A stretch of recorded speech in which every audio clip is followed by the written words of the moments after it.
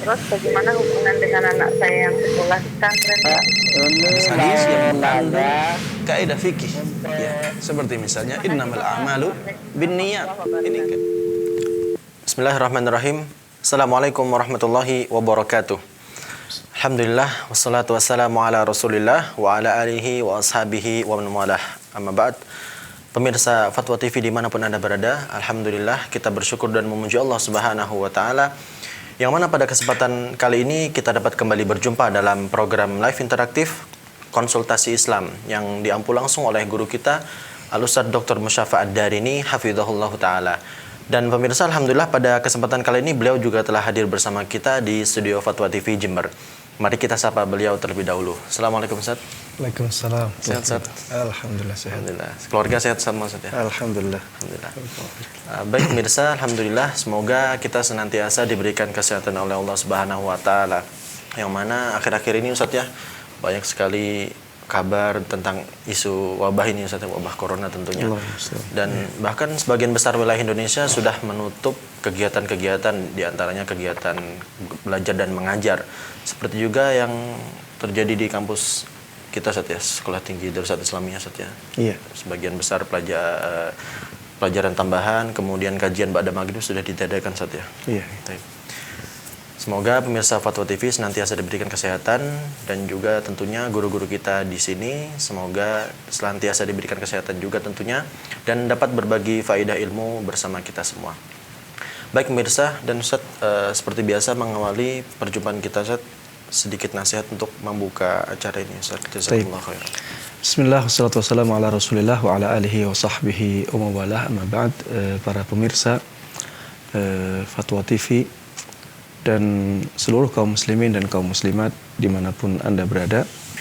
Alhamdulillah Allah Subhanahu wa ta'ala mempertemukan kita kembali dalam acara yang insya Allah sangat bermanfaat bagi kita semuanya. Sebelum konsultasi Islam ya interaktif ini kita mulai, saya tidak lupa ingin mengingatkan kepada kaum muslimin semuanya tentang isu yang sangat viral di akhir-akhir ini yang menggegerkan dunia, ya, isu corona ya. Saya ingin berpesan bahwa jangan sampai kita terlalu ketakutan dalam masalah ini ya, jangan sampai kita terlalu panik ya. Hadapilah dengan baik ya musibah virus ini, hadapilah dengan ilmu agama juga dengan ilmu dunia ya. Tapi karena akhir-akhir ini saya melihat ya banyak dari kaum muslimin yang sangat takut sekali dengan musibah ini, saya ingin memberikan beberapa pengingat ya agar kita tidak terlalu takut dengan virus atau musibah virus ini. Yang pertama ya, keadaan seorang mukmin itu akan menjadi selalu terbaik ya. Seorang mukmin itu keadaannya akan selalu baik ya, apabila ada nikmat dia bersyukur dan itulah yang terbaik bagi dia. Apabila ada musibah ya dia bersabar ya, dan itulah yang terbaik bagi dia. Yang kedua ya, semua makhluk Allah ya, kita makhluk Allah ya, virus juga makhluk Allah. Kita punya kelemahan ya, virus juga punya kelemahan ya, sehingga jangan sampai terlalu takut kepada makhluk Allah yang tentunya lemah ya. Hendaklah kita benar-benar meminta perlindungan kepada Allah Subhanahu wa taala, meminta ampun kepada Allah Subhanahu wa taala, bertaubat dari kesalahan-kesalahan kita ya. Insyaallah dengan sebab musibah tersebut hilang, maka musibah pun akan hilang. Karena Allah Subhanahu wa taala sudah menjelaskan ya bahwa tidaklah musibah menimpa kalian kecuali karena ulah tangan kalian sendiri. Wa ma asabakum min musibatin fabima kasabat aydikum. Zaharal fasadu fil barri wal bahri bima kasabat aydin nas. Taib. Kemudian yang berikutnya ya, ada tidaknya virus ini maka kematian pasti akan mendatangi kita. Ada atau tidak ya virus corona ya, kematian pasti akan mendatangi kita. Kita selamat dari virus corona, kita akan mati ya. Kita tidak selamat dari virus corona, bisa juga kita selamat ya, maksudnya tidak mati, ya kita bisa sembuh kembali. Sehingga ya tidak perlu kita terlalu takut dengan makhluk Allah Subhanahu wa taala yang juga lemah tersebut. Kemudian kita harus tahu ya, berita-berita yang juga ada di sisi positifnya. Ya, jangan terlalu memikirkan yang negatif terus. Lihatlah di sana banyak yang kena virus corona dan akhirnya sembuh, ya. Coba lihat di Cina yang terkena 80.000 orang, yang sembuh 60.000 orang lebih, ya. Sehingga persentase yang sembuh lebih banyak daripada yang meninggal, ya. Yang meninggal sampai sekarang ya di Cina ya 3.000 orang, ya. Daripada yang meninggal yang akhirnya sembuh jauh lebih banyak, ya. Makanya tidak perlu kita terlalu khawatir, ya.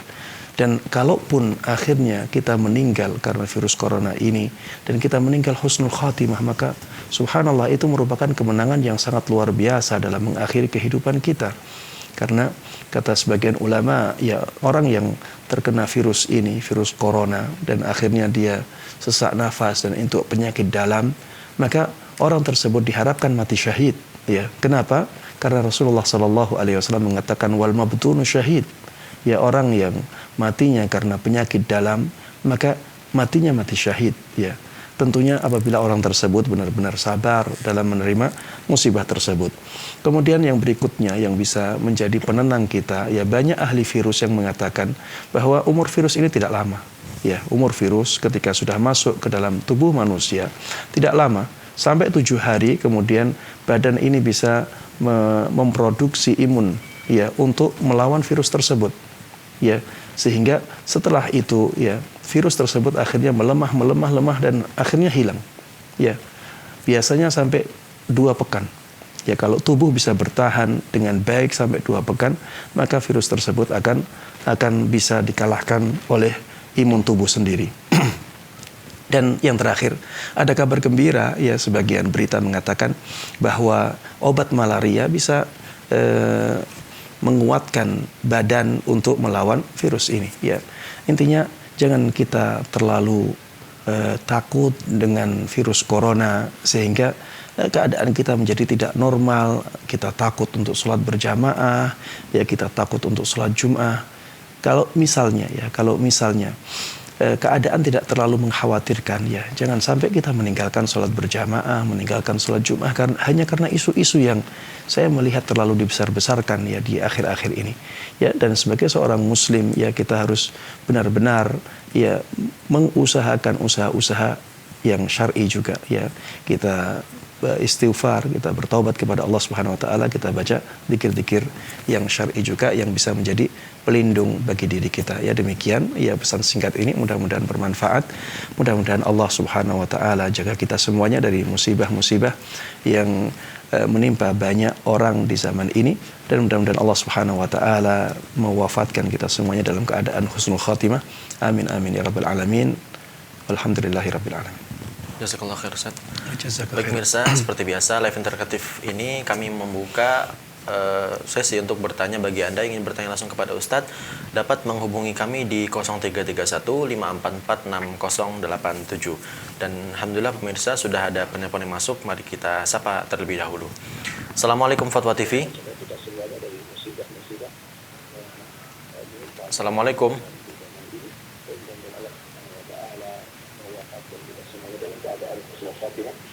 Baik, sepertinya tidak tersambung, Ustaz. Pemirsa, kami kembali ingatkan bagi Anda yang ingin bertanya kepada Ustadz dapat menghubungi kami di 0331 544 6087. Baik Ustadz, sudah ada pertanyaan yang masuk dari saudara Haris Fajar di Sumatera Barat. Pertanyaan Ustadz, suatu ketika saya melihat celana saya ada bekas maninya, dan itu adalah celana tidur yang biasa saya pakai. Namun saya tidak tahu kalau saya sudah mengeluarkan mani alias atau junub. Dan saya juga baru tahu ketika sudah lewat beberapa sholat fardu.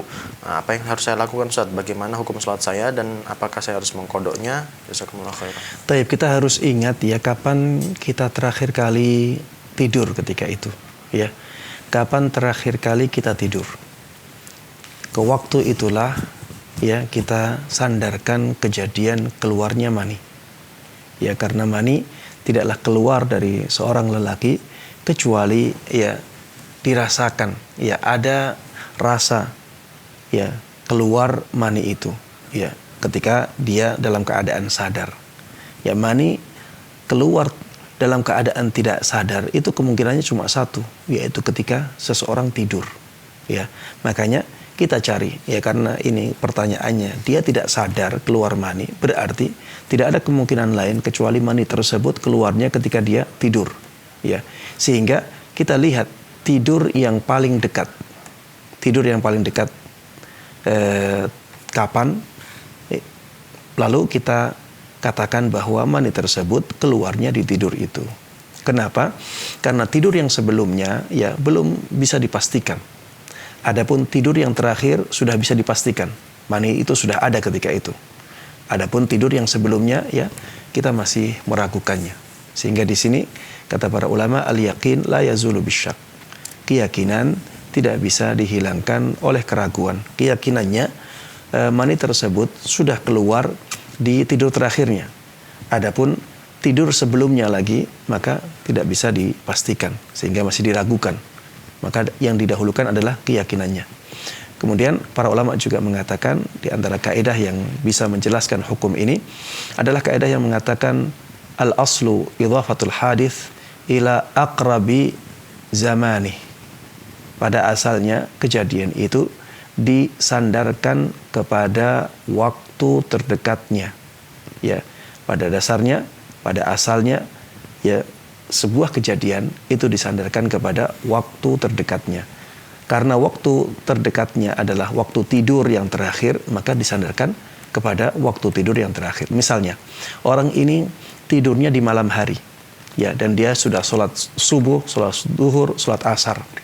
Dan ketika di sebelum sholat duhur dia tidak tidur, sebelum sholat asar dia tidak tidur, sehingga air mani ini ya tidaklah keluar kecuali di tidur malamnya. Apabila keadaannya seperti ini, maka dia wajib mengulangi sholat subuhnya, sholat duhurnya, dan sholat asarnya. Walaupun dia tidak tahu. Kenapa demikian? Karena sholat-sholat tersebut ternyata tidak sah. Kenapa? Karena dia kehilangan wudunya.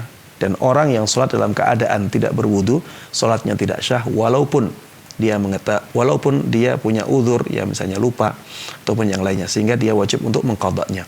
Kalau misalnya ya di siangnya dia tidur, sebelum subuh dia tidur, sebelum zuhur dia juga tidur, maka mani yang keluar ini ya apabila diketahuinya sebelum maghrib, maka dianggap mani keluarnya sebelum zuhur, sehingga yang wajib dia ulangi adalah sholat zuhur sama sholat asarnya. Ya demikian, wallahu taala alam. Jazakumullah khairan Ustaz. Jazakallah Baik, pemirsa, itu tadi jawaban untuk saudara Haris Fajar di Sumatera Barat tentang celana yang terkena mani secara tidak sadar. Baik, selanjutnya sudah ada penelpon yang bergabung. Kita sapa terlebih dahulu. Assalamualaikum Fatwa TV. Assalamualaikum. Waalaikumsalam warahmatullahi wabarakatuh. Dengan Bapak siapa di mana? Dengan hamba Allah di Probolinggo. Hamba Allah di Probolinggo. Baik, silakan Bapak. Nah, Assalamualaikum Ustaz. Semoga Ustaz senantiasa dijaga sama Allah beserta keluarga ya Ustaz. Amin, amin.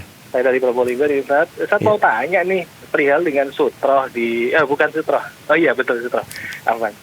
Di masjid-masjid sekarang kan itu sajadah kan sekarang sudah di ini karpet-karpet kan sekarang sudah mulai dilipat ya Ustaz di tempat saya sendiri gitu. Kemudian tadi sama si kecil kayaknya bawa sajadah gitu. Nah si kecil tanya nih Ustaz. Nah, kalau seumpama di depan kita lagi sholat nih, tiba-tiba orangnya sudah selesai sholat, akhirnya kita kan harus jalan ya Bi gitu kan, harus jalan ke depan untuk memenuhi sutroh yang kosong. Itu gimana bisa jadi kita ditinggalin atau gimana? Kalau kita, saya juga mikir gini, iya kalau nanti bawa barang gimana ya gitu. Kalau mau ada tas-tas yang berisi barang-barang yang penting gimana? Apakah itu menjadi kewajiban begitu Ustaz? Baik, terima kasih Bapak. Itu aja Ustaz. Jazakumullah khair Ustaz. Assalamualaikum. Waalaikumsalam warahmatullahi wabarakatuh. Iya. Hal ini berkaitan dengan masalah sutroh. Ya, yang pertama, apakah sutroh itu wajib di dalam sholat ataukah tidak? Ya, ini permasalahan yang diperselisihkan oleh para ulama. Ya, saya memilih pendapat yang mengatakan bahwa sutroh itu sunnah muakkadah. Sutroh itu sunnah muakkadah. Ya, hukumnya iya sebagai anjuran. Ya, dia dianjurkan di dalam syariat dengan anjuran yang ditekankan, dengan anjuran yang dikuatkan. Ya, tidak seperti anjuran biasa, tapi dia sangat kuat sekali sehingga hampir dekat dengan sehingga dekat dengan kewajiban. Ini yang pertama. Pada asalnya ya hukum sutrah itu sunnah muakkadah, dan ini pendapat mayoritas ulama.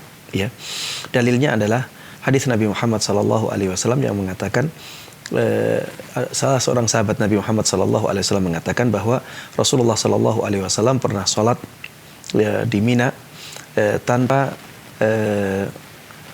menghadap ke dinding. Tanpa menghadap ke dinding. Ya, para ulama mengatakan ketika dinding dinafikan itu menunjukkan bahwa yang lainnya juga tidak ada. Kenapa? Karena kalau ada yang lainnya tentunya akan disebutkan oleh perawi itu. Ternyata perawi itu tidak mengatakan ada yang lainnya. Dan ketika dinding dinafikan berarti sutroh juga dinafikan. Ya, ini alasan mayoritas ulama, dan inilah pendapat yang paling kuat dalam masalah ini, wallahu taala alam. Kemudian yang kedua, ya ketika kita sudah memakai sutroh di awal salat, qadarullah wa masya'a fa'al, sutroh tersebut akhirnya hilang karena ini manusia misalnya, ya dia sudah merasa cukup duduk di situ, akhirnya dia pergi, padahal kita menjadikannya sebagai sutroh. Apakah kita diwajibkan untuk berpindah? Maka kalau kita melihat hukum sutroh pada asalnya, maka tidak diwajibkan untuk pindah. Ya, tidak diwajibkan untuk pindah. Apalagi ini di tengah-tengah sholat. Ya, berbeda ketika di awal sholat, anjurannya menjadi sangat kuat. Ketika di tengah-tengah sholat, maka anjuran tersebut menjadi lebih lemah lagi. Kenapa demikian? Karena karena berbeda antara di awal kita mau mencari sutroh dengan di tengah-tengah sholat, ya. Karena di tengah sholat kita ada kewajiban untuk tidak banyak bergerak tanpa dibutuhkan, ya. Kalau kita misalnya sutrohnya sudah jauh, ya, maka tidak ada kewajiban untuk kita ke sana, ya, berjalan jauh seperti itu, ya, tidak ada kewajiban sama sekali. Sehingga tuntutan untuk mencari sutroh di tengah sholat ini menjadi lebih lemah, ya. Walaupun kalau misalnya ada sutroh yang di dekat kita, misalnya kita geser sedikit, maka itu yang dianjurkan, ya. Tapi anjuran untuk mencari sutroh di tengah sholat ini jelas lebih lemah daripada anjuran untuk mencari sutroh di awal sholat kita. Taib.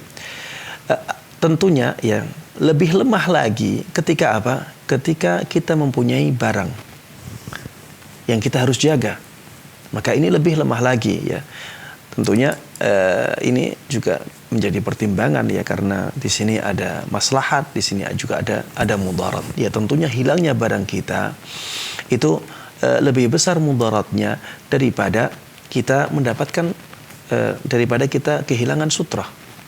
Ya, kehilangan barang kita itu lebih besar mudaratnya daripada kita kehilangan sutrah yang tanpa kita sengaja sama sekali. Karena orangnya yang pergi, ya, bukan kita yang menghindar dari sutrah. Kita menginginkan adanya sutrah tersebut, tapi orangnya lari. Ya, ini bukan kekurangan atau kesalahan kita. Tapi ketika kita ya meninggalkan barang tersebut dengan sengaja yang akhirnya nanti bisa jadi diambil orang, ya, maka ya ini mudarat yang besar, ya, bagi kita. Maka di sini kita memilih untuk tetap sholat di situ, dan kita memilih untuk tetap menjaga barang kita agar tidak diambil oleh orang lain. Wallahu taala alam. Jazakallah khair Ustaz. Itu jawaban untuk saudara kita di Probolinggo tadi, ya. Selanjutnya sudah ada penelpon yang masuk, kita sapa lagi. Assalamualaikum Fatwa TV. Assalamualaikum. Assalamualaikum warahmatullahi wabarakatuh. Dengan siapa, Ibu?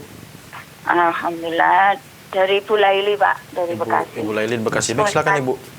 Ya, silakan. Ustaz, saya mau tanya, saya punya tetangga itu baik tapi non muslim. Iya. Nah, adab kita kalau misalnya tetangga non muslim itu misalnya meninggal gitu, bagaimana Ustaz? Masa pintu saya tutup terus? Kan nggak mungkin. Kalau misalnya saya terlibat jauh ke dalam juga, saya juga tidak dibolehkan, kan? Iya. Nah, itu bagaimana batasannya itu sampai mana, Ustaz? Soalnya orangnya baik banget, kata saya. Ya Allah, kalau misalnya beliau ini bukan non muslim gitu, sudah tak bikin saudara Ustaz. Tapi karena orang non muslim jadi kok sayang gitu loh. Iya. Tapi orang baik banget Ustaz. Iya, iya. Cukup Ibu ya. Ya cukup. Baik, terima kasih Bu Laili. Assalamualaikum. Waalaikumsalam. Iya, sebagai seorang muslim ya, kita harus menjaga toleransi, menjaga adab dengan non-muslim atau orang-orang yang di luar Islam ya. Mungkin saja dengan adab dan akhlak kita, banyak dari orang-orang yang di luar Islam yang bisa tertarik untuk masuk Islam, dan betapa banyak kisah-kisah yang menjadi bukti akan hal ini.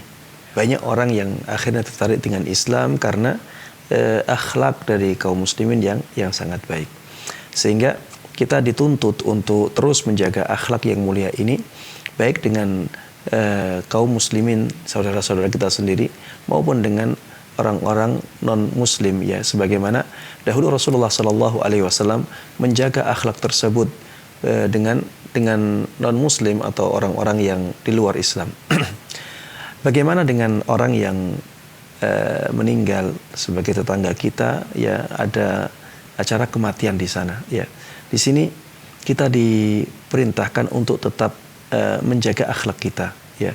Kita bisa misalnya datang kepada mereka dan mengucapkan rasa bela sungkawa ya, rasa sedih dengan kematian orang tersebut ya. Namun di sini kita tidak boleh mendoakan orang yang mati tersebut dengan doa rahmat, dengan doa agar diampuni oleh Allah, dengan doa agar pahalanya diterima, amal-amal ya diterima oleh Allah Subhanahu wa taala. Tidak boleh dengan doa-doa seperti itu. Tapi ya ucapkan bela sungkawa. Ya, mungkin kita bisa menyebutkan sifat-sifat baiknya ketika di dunia. Ya. Ini orang ini dulu seperti ini, saya ingat dan saya bersedih dengan kematian orang tersebut. Ini masih dibolehkan seperti itu. Begitu pula kalau ingin mendoakan, maka doakan orang yang ditinggal. Doakan orang yang ditinggal, jangan mendoakan ya orang yang meninggal tersebut karena dia meninggal dalam keadaan kufur. Kita tidak boleh mendoakan kebaikan kepada orang yang demikian karena jelas dia sudah dipastikan akan memasuki neraka Allah Subhanahu wa taala. Dia jelas menjadi musuh Allah Subhanahu wa taala. Ya na'udzubillahi min dzalik. Intinya kita masih dibolehkan untuk mengucapkan bela sungkawa, untuk menyebutkan sifat-sifat baiknya ketika di dunia, dan juga untuk mendoakan orang yang ditinggalkan.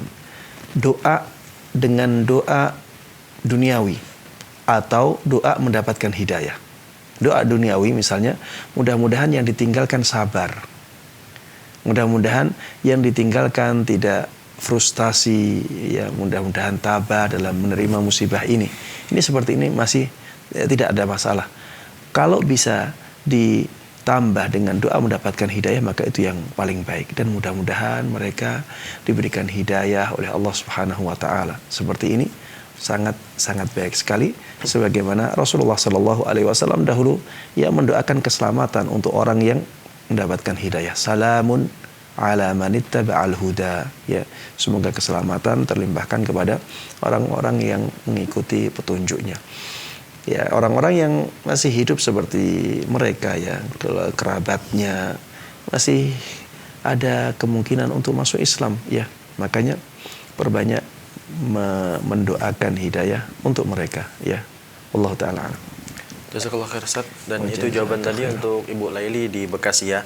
Baik pemirsa, kami memohon maaf tadi bahwasanya di awal sesi acara kami melupakan sebuah info penting yang seharusnya kami sampaikan, bahwa live interaktif konsultasi Islam dapat juga Anda dengarkan melalui relay radio yang tergabung dalam kelompok dalam radio RTVC. Di antaranya adalah Radio Binbas Yogyakarta, Radio Sahabat Tegal, Radio Kita FM Cirebon, Radio MD FM Probolinggo, Radio Hang FM Batam, Radio Amoba Pangkal Pinang, Radio Sago FM Sumatera Barat, Radio Gema FM Bontang, Radio Al Hikmah Banyuwangi, Radio Albina AM Bekasi, Radio Tuah FM Riau, dan Radio Madinah Caruban. Itu tadi nama-nama radio yang merilai live interaktif konsultasi Islam ini pemirsa. Baik, selanjutnya sudah ada telepon yang masuk, kita sapa terlebih dahulu. Assalamualaikum Fatwa TV. Assalamualaikum. Waalaikumsalam warahmatullahi wabarakatuh. Ya, dengan Bapak siapa di mana, Pak? Dengan Bapak Saleh Haji di Bengkulu, Pak. Bapak Saleh Haji di Bengkulu. Baik, silakan Bapak. Ya, pertama saya ingin bertanya tentang cara membaca surat dalam sholat setelah membaca Al-Fatihah di rakaat pertama dan di rakaat kedua. Itu apakah didahului dengan baca bismillah kalau suratnya lengkap. Nah, terus kalau suratnya tidak lengkap, apakah baca bismillah atau tidak juga? Kemudian mana yang lebih utama membaca surat di dalam sholat itu, membaca surat lengkap atau bagian-bagian ayat aja dalam surat? Nah, pertanyaan berikutnya tentang masbuk, Ustaz. Kalau kita masbuk sampai di depan pintu masjid, imam sedang ruku. Apakah masbuk itu rukunya mulai dari pintu masjid atau pada saat kita bergabung ke jamaah baru ruku begitu? Sunahnya bagaimana? Kafiat daripada masbuk tersebut? Terima kasih. Syukran. Assalamualaikum warahmatullahi wabarakatuh. Waalaikumsalam warahmatullahi wabarakatuh. Taib. Yang pertama ya tentang bagaimana cara membaca surat setelah Al-Fatihah ya. Apakah dimulai dengan membaca basmalah ataukah tidak? Ya wallahu alam, ana lebih menguatkan pendapat yang mengatakan bahwa disunnahkan untuk membaca bismillah.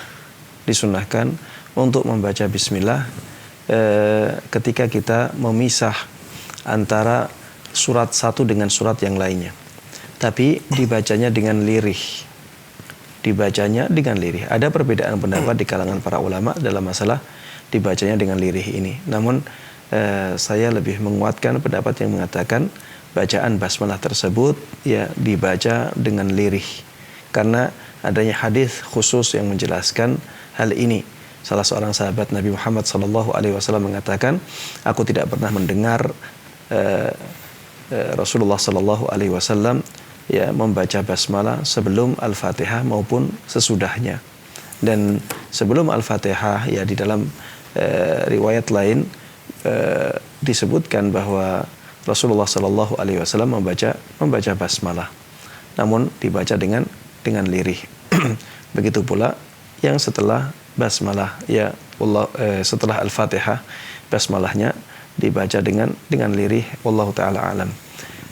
Dan tidak ada perbedaan ya antara membaca dari awal surat maupun membacanya di tengah-tengah surat ya. Dari sisi disunahkan membaca bacaan basmalah ini. Kenapa? Karena bacaan basmalah di situ fungsinya adalah untuk memisahkan antara surat satu dengan surat yang lainnya. Dan ketika kita membaca dari tengah-tengah surat ya itu pun akhirnya kita membaca surat Al-Fatihah dengan surat yang lainnya. Hanya saja membacanya dari tengah surat ya. Wallahu taala alam.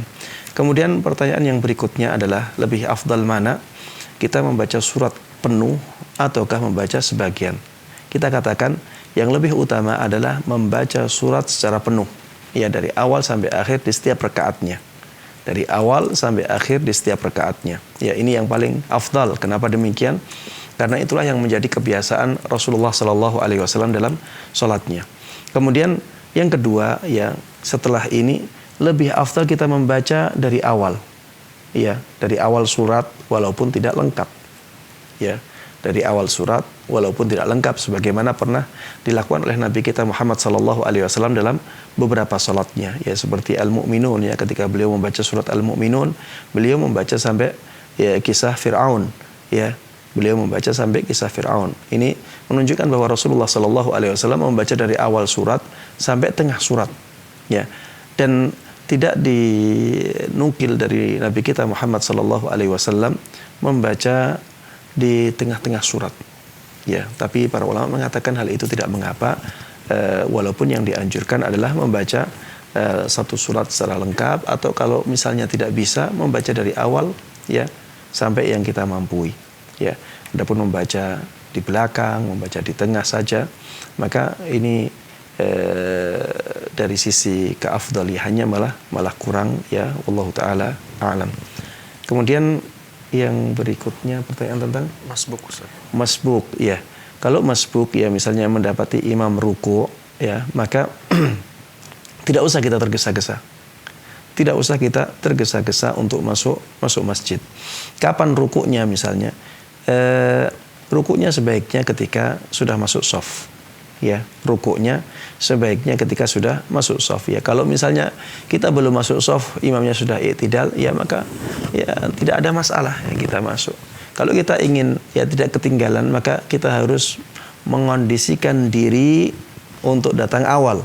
Ya, jangan datang akhir kemudian kita cepet-cepetan ya untuk mendapatkan rakaat imam. Tidak demikian, ya. Islam memerintahkan kepada kita untuk menjadi orang yang tenang, ya, dan khusyuk. Kita akan menghadap Allah Subhanahu wa taala, jangan malah membuat gaduh, ya. Kita tenang akan menghadap Allah Subhanahu wa taala, dan Rasulullah sallallahu alaihi wasallam memerintahkan itu, ya. Memerintahkan untuk tenang ketika akan sholat, karena kita akan menghadap zat yang maha agung, zat yang maha mulia, ya, zat yang paling berjasa kepada kita sebagai makhluknya, ya. Maka kalau misalnya kita qadarullah masya'a fa'al telat, ya, akhirnya mendapati imam sudah ruku dan kita masih di pintu masjid, maka sebaiknya kita masuk ke shaf dulu baru ruku. Kalau misalnya ada orang bertanya, Ustadz, bagaimana kalau ruku ketika di pintu masjid kemudian berjalan? Kita katakan tidak ada masalah, tapi itu kurang afdal, ya, wallahu taala a'lam. Jazakallah khair, Ustaz. Itu jawaban untuk Bapak Soleh Haji di Bengkulu. Baik pemirsa, kami ulangi, bagi Anda yang ingin bertanya kepada Ustadz, dapat menghubungi kami di 0331 544 6087. Baik, sudah ada penelpon yang bergabung, kita sapa terlebih dahulu. Assalamualaikum Fatwa TV. Assalamualaikum warahmatullahi wabarakatuh. Waalaikumsalam warahmatullahi wabarakatuh. Dengan Bapak siapa, di mana, Pak? Rijal di Singkawang, Kalimantan Barat. Bapak Rijal di Singkawang. Silakan, Bapak. Barakallahu fiik, Ustaz. Wa fikum barakallah. Begini, Ustaz, dengan adanya wabah yang melanda Indonesia, pertanyaan Nana, boleh enggak membuat brosur atau pamflet mengenai bagaimana cara memakai masker, bagaimana mencuci tangan dengan lukisan makhluk hidup? Dan kedua, Ustaz, apa benda Syekh Utsaimin rahimahullah membolehkan memakai lukisan untuk pengajaran kepada anak-anak? Mohon penjelasannya, Ustaz. Sekian, jazakallahu khairan. Assalamualaikum warahmatullahi wabarakatuh. Waalaikumsalam warahmatullahi wabarakatuh. Iya. Pertanyaan yang pertama, bolehkah kita menggunakan gambar makhluk bernyawa untuk menjelaskan tentang bagaimana kita menghadapi virus corona, ya, agar atau menjaga diri dari terinfeksi virus corona? Kita katakan tidak ada keadaan darurat untuk menggunakan gambar makhluk bernyawa, ya, dan pada asalnya menggambar makhluk bernyawa itu diharamkan. Bahkan Imam Nawawi rahimahullah taala mengatakan bahwa menggambar makhluk bernyawa itu dosa besar, karena banyaknya hadis yang menjelaskan tentang ancaman khusus orang yang menggambar makhluk bernyawa. Oleh karenanya, ketika kita ingin, ya, menjelaskan bagaimana kita menghadapi virus corona atau bagaimana kita berhati-hati menjaga diri dari terinfeksi virus corona, maka gunakanlah gambar yang misalnya tanpa menggambar wajah misalnya. Jadi wajahnya hanya sebuah bulatan saja, tidak ada matanya, tidak ada hidungnya. Orang sudah faham dengan gambar tersebut, ya. Dia gambar makhluk bernyawa, namun wajahnya tidak ada. Wajahnya maksudnya tidak ada matanya, tidak ada hidungnya, tidak ada mulutnya. Ya, ini tidak ada masalah seperti itu. Ya, dan dengan seperti itu pun, ya, orang yang melihat sudah faham, ya. Bahkan tanpa gambar pun orang sudah faham apabila ditulis kata-kata. Tapi kalau misalnya dia ingin menyertakan gambar makhluk bernyawa, maka ya wajahnya dihilangkan. gambar wajahnya ada, tapi mata, hidung, dan mulut dihilangkan semuanya, dijadikan polos. Ya. Taib. Yang kedua, apakah Syekh Utsaimin rahimahullah ta'ala membolehkan menggambar untuk menjelaskan kepada anak-anak? Ya, saya tidak tahu, ya, dan hanya bisa menjawab wallahu alam, la adri, saya tidak tahu. Taib. Jazakallah khair Ustaz. Ya, Jazakallah terima kasih. khair. Itu jawaban untuk Bapak Rizal di Singkawang. Selanjutnya sudah ada penelpon lagi yang masuk. Kita sapa lagi. Assalamualaikum Fatwa TV. Waalaikumsalam warahmatullahi wabarakatuh. Ya, dengan Bapak siapa di mana? Waalaikumsalam. Amalan-amalan yang bersifat dunia Ustaz dikerjakan oleh ibu seperti mencuci, bersihkan rumah, nanam bunga segala macam. Apakah ada janji dari hadis Rasulullah SAW untuk ibu-ibu seperti Nabi menjanjikan dalam hadis seperti amal-amal akhirat. Contohnya amal akhirat barang siapa yang mengerjakan salat sunat subuh, salat sunat sebelum subuh, maka pahalanya sama dengan isi dunia dan seisinya kan. Nah, itu kalau amal dunia ini, apabila ada hadis-hadis Rasulullah yang menjanjikan begitu, Ustaz. Baik. Itu yang kedua, Ustaz, masalah pemasangan niat, Ustaz. Pemasangan niat ini, apakah seandainya kita sudah bangun tidur, kan mau ke sumur itu sudah terhimpun berapa doa niat, Ustaz.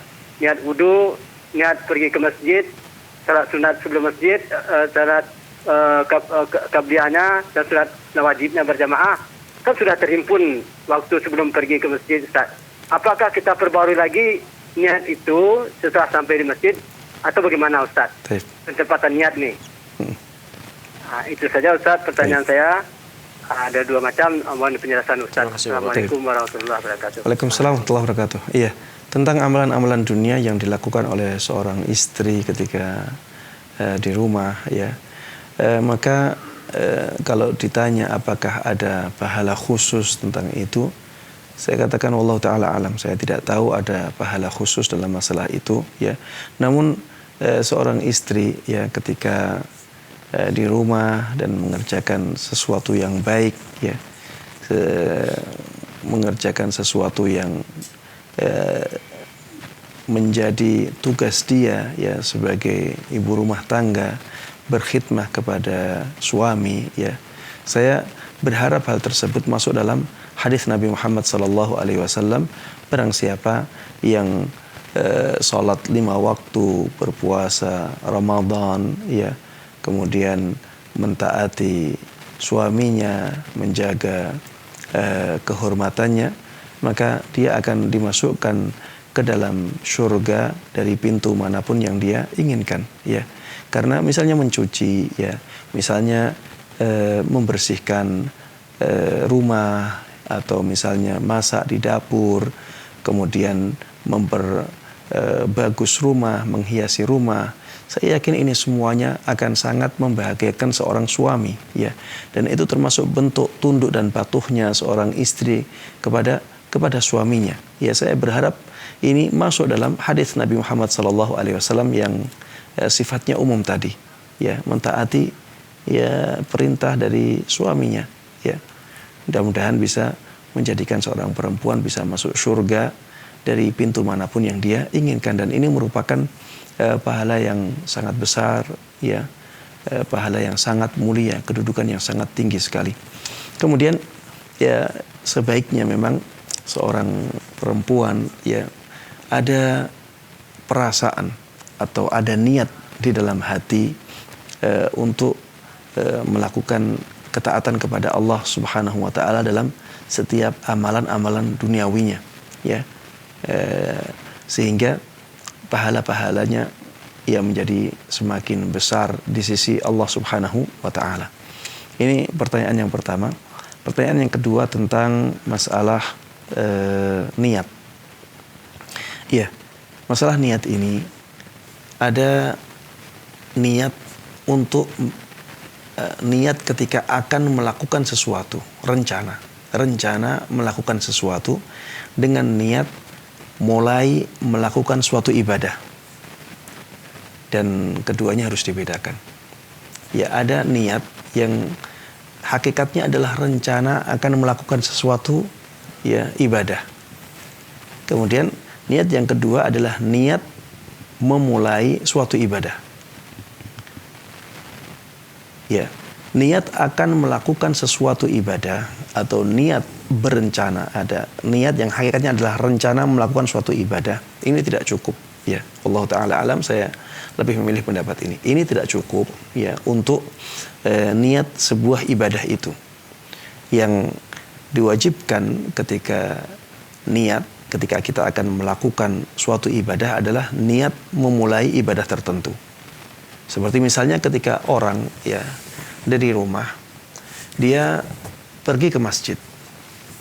Di dalam hatinya ya dia pasti punya rencana untuk sholat di masjid karena dia memang ingin sholat berjamaah di masjid itu. Dia ingin sholat berjamaah di masjid itu. Sehingga dia punya rencana dari rumah. Ini niat ya, tapi itu niat yang berupa rencana. Bukan niat untuk memulai suatu ibadah. Niat ini tidak dianggap sebagai niat. Maksudnya tidak dianggap sebagai niat yang menjadikan seseorang memasuki ibadah tertentu. Sehingga ketika dia akan memasuki ibadah sholat, maka ketika itu dia harus berniat untuk memulai sholatnya. Dia harus berniat untuk memulai sholatnya. Begitu pula ketika seseorang akan umrah misalnya. Ketika seseorang akan umrah dari rumah ya sampai ke miqat, sebenarnya dia punya niat untuk umrah dari rumahnya. Tapi niat tersebut berupa rencana. Niat tersebut berupa rencana nanti di miqat dia akan niat. Bukan berarti ketika dia punya rencana untuk umrah dia langsung menjadi muhrim. Dia langsung dalam keadaan ihram, tidak. Ya. Karena dia hanya berencana saja. Kapan dia menjadi muhrim?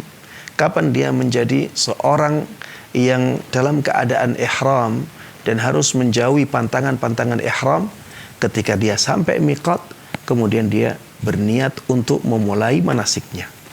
Ya, begitu pula dalam semua ibadah. Orang yang dari tempat tidurnya ya, dia ingin berwudu, itu rencana. Ketika berwudu dia harus menghadirkan niat bahwa dia memulai berwudu. Ya. Dalam sholat juga demikian. Dan niat ini sesuatu yang sangat simpel ya, sesuatu yang sangat mudah ya, jangan dipersulit. Cukup ketika kita akan berwudu ada keinginan, ada kehendak, ada maksud di dalam hati bahwa kita berwudu. Kita memulai wudu karena Allah Subhanahu wa taala sudah cukup. Ya, tanpa harus disebutkan ini untuk menghilangkan hadas kecil atau ini untuk membolehkan sholat atau ini untuk membolehkan misalnya membaca Al-Quran. Tanpa ada sebutan seperti itu, Allah Subhanahu wa taala sudah tahu bahwa wudu itu adalah untuk menghilangkan hadas. Taib. Ketika sholat pun demikian. Ya, sudah cukup misalnya kita menghadirkan perasaan atau kesadaran dalam hati bahwa kita memulai sholat subuh, sudah cukup. Sholat itu karena Allah Subhanahu wa taala dan sholat itu jumlahnya 2 rakaat. Sholat itu misalnya di depan, kalau di belakang imam ya sudah ya. Kita berarti sholatnya makmum. Kalau kita di depan berarti kita sholatnya imam.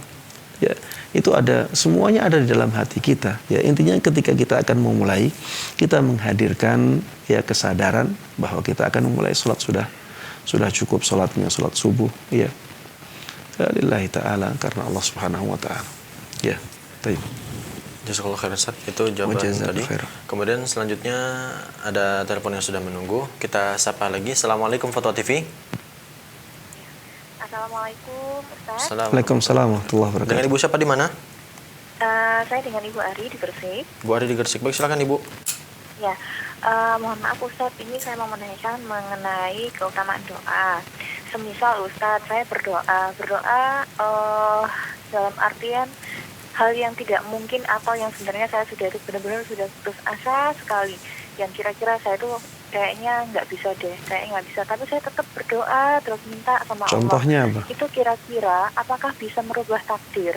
Apakah bisa merubah menjadi apa yang saya inginkan? Contohnya apa ya Bu ya? Contohnya Afwan Ustaz, saya pernah dekatlah dengan seseorang, cuman saya rasa kok agak susah gitu, entah mungkin karena dia masih ada problem dengan yang sebelumnya, cuman saya merasa nyaman gitu. Ketika saya minta, mudah-mudahan mungkin dijodohkan atau seperti apa, itu apakah bisa merubah takdir seperti itu? Itu aja sih Ustaz. Baik, terima kasih Ibu Ari. Terima kasih. Iya. Tentang perubahan takdir ya. Takdir itu tidak mungkin diubah ya. Takdir itu tidak mungkin diubah. Takdir yang sudah ditulis oleh Allah Subhanahu wa taala 50.000 tahun sebelum penciptaan langit dan bumi, ya ini tidak mungkin berubah. Kenapa? Karena kalau ada perubahan dalam takdir, itu berarti ilmu Allah Subhanahu wa taala ada yang berubah, ya, ada yang salah, ada yang tidak sesuai dengan perkiraan Allah Subhanahu wa taala, ya. Dan itu tidak mungkin. Allah Subhanahu wa taala Maha mengetahui segala sesuatu, ya, apapun itu. Baik sebelum terjadi, ketika terjadi, dan setelah terjadi bagaimana. Allah Subhanahu wa taala tahu semuanya secara detail, dan semuanya akan berjalan sesuai dengan pengetahuan Allah Subhanahu wa taala. Taib. Bagaimana dengan hadis Nabi Muhammad sallallahu alaihi wasallam yang mengatakan la yaruddu al-qada atau la yaruddu al-qadar illa ad-du'a. La yaruddu al-qada illa ad-du'a, ya. Tidak ada yang bisa menolak takdir Allah Subhanahu wa taala kecuali doa, ya. Ini adalah takdir yang ada di buku catatan para malaikat. Ada yang mengatakan demikian.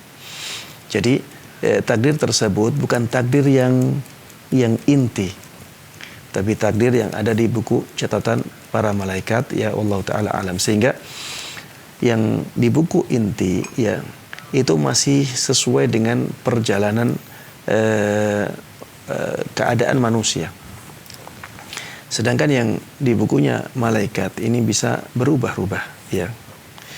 Di dalam sebuah ayat, ya, disebutkan bahwa Allah Subhanahu wa taala bisa menetapkan sesuatu, bisa mengubahnya, tapi kemudian setelah itu Allah Subhanahu wa taala mengatakan wa indahu ummul kitab, ya, dan di sisi Allah Subhanahu wa taala ada kitab yang inti, yaitu takdir yang ditentukan oleh Allah Subhanahu wa taala 50.000 tahun sebelum penciptaan langit dan bumi, ya. Selain itu ada takdir yang ada di tangan malaikat, dan ini bisa berubah, ya. Dan perubahan tersebut tidak mengganggu takdir yang inti. Misalnya, ya, takdir tersebut mengatakan bahwa nanti, ya, orang ini ketika berdoa maka dia akan mendapatkan apa yang diinginkannya, ya. Ketika tidak berdoa maka dia tidak mendapatkan yang diinginkannya, ya. Misalnya di dalam buku catatan malaikat, ya, seperti itu. Sehingga akhirnya dia mendapatkan apa yang diinginkan karena doa tersebut. Di takdir yang inti yang ditulis oleh Allah Subhanahu wa taala 50.000 tahun sebelum penciptaan langit dan bumi, takdir tersebut sudah tercatat bahwa orang ini nantinya akan berdoa dan akhirnya dia mendapatkan apa yang diinginkan, ya. Sehingga takdir yang inti tersebut tidak bisa diganti.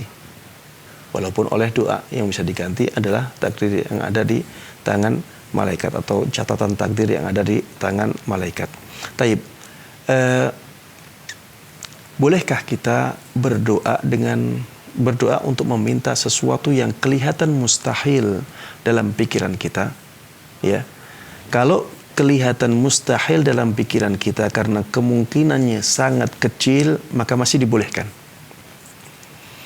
Walaupun kemungkinannya sangat kecil. Tapi itu bukan sesuatu yang mustahil, ya. Seperti misalnya, ya, diterimanya orang tersebut, ya, sebagai seorang istri oleh orang lain yang dia dambakan. Walaupun kemungkinannya kecil, tetap seperti ini dibolehkan. Contohnya apa? Contohnya adalah doanya Nabi Ibrahim. Nabi Ibrahim terus berdoa kepada Allah Subhanahu wa taala untuk mendapatkan anak. Akhirnya apa? Allah Subhanahu wa taala memberikan anak kepada Nabi Ibrahim ketika istrinya sudah tua. Dan istri tersebut terkenal aqim, ya. Terkenal aqim maksudnya mandul. Ya, orang yang mandul ya sangat sulit, kemungkinannya kecil untuk mendapatkan anak, ya. Apalagi sudah tua. Ya. Apalagi sudah tua. Ya, dan Allah Subhanahu wa taala mampu memberikan ya karunia ya seorang anak ketika perempuan sudah tua dan terkenal mandul sebelumnya. Begitu pula Nabi Zakaria. Nabi Zakaria juga demikian, sudah begitu tua ya. Sampai disebutkan di dalam surat Maryam ya, digambarkan di sana washta'ala ar-ra'su syaiba ya. Dikatakan rambutnya sudah menyala dengan warna putihnya. Ya, menyala dengan uban. Ini menunjukkan bahwa Nabi Zakaria sudah tua, tapi beliau terus berdoa. Beliau belum punya anak ketika itu. Beliau terus berdoa. Nabi Zakaria sudah tua, berarti istrinya juga sudah tua. Ya, kemungkinan orang tua mendapatkan anak itu juga sangat kecil. Tapi Nabi Zakaria terus gigih berdoa dan akhirnya diberikan Yahya oleh Allah Subhanahu wa taala, ya. Sehingga ya walaupun kelihatannya kemungkinannya sangat kecil tapi masih mungkin, maka kita boleh berdoa ya mengharapkan hal tersebut, dan Allah Subhanahu wa taala Maha berkuasa atas segala sesuatu. Wa ma dzalika 'alallahi bi'aziz, ya. Hal tersebut tidak sulit bagi Allah Subhanahu wa taala. Inna dzalika 'alallahi yasir. Sesungguhnya hal tersebut mudah bagi Allah Subhanahu wa taala, ya. Allah taala alam. Jazakallah khairan Ustaz. Itu jawaban tadi untuk Ibu Ari di Gresik. Baik pemirsa, karena keterbatasan waktu, akhirnya kita harus berpisah sampai di sini, dan insya Allah pertanyaan-pertanyaan yang sudah masuk ke meja redaksi Fatwa TV akan kita jawab dalam pertemuan-pertemuan yang akan datang selanjutnya. Dan Ustaz, jazakumullah khairan Ustaz atas kesempatan malam ini Ustaz. Ya, semoga kita dapat kembali berjumpa dalam live interaktif berikutnya. Dan pemirsa, bagi Anda yang ingin menyaksikan live interaktif Fatwa TV, dapat Anda saksikan mulai hari Senin sampai dengan Jumat hanya di Fatwa TV. Kemudian segala informasi yang berkenaan tentang Dewan Fatwa dan tentunya Fatwa TV dapat Anda akses melalui website dewanfatwa.com. Dan itulah pemirsa live interaktif konsultasi Islam pada kesempatan kali ini. Kami memohon maaf apabila ada salah-salah kata. Akhirul kalam, wassalamualaikum warahmatullahi wabarakatuh.